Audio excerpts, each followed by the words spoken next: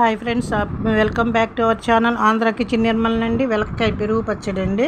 వెలక్కాయని అట్లా ఓడిగొట్టుకొని కాల్చుకోవాలండి, లేకపోతే మొహం పోలుద్ది. అలా లోపల మగ్గిపోయిందండి చక్కగా.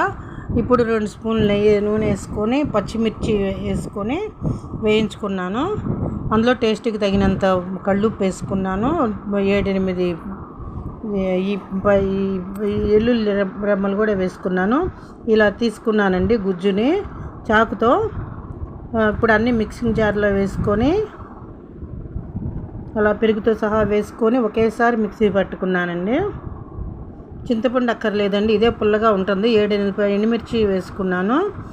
ఒక శనగపప్పు స్పూను, ఇప్పుడు మినపప్పు స్పూను, ఆ జీలకర్ర, ఆవాలు, వెల్లుల్లి రెబ్బలు ఒక 7-8, కొత్తిమీర, కరివేపాకు అన్నీ ఎక్కువగానే వేసుకోవాలండి.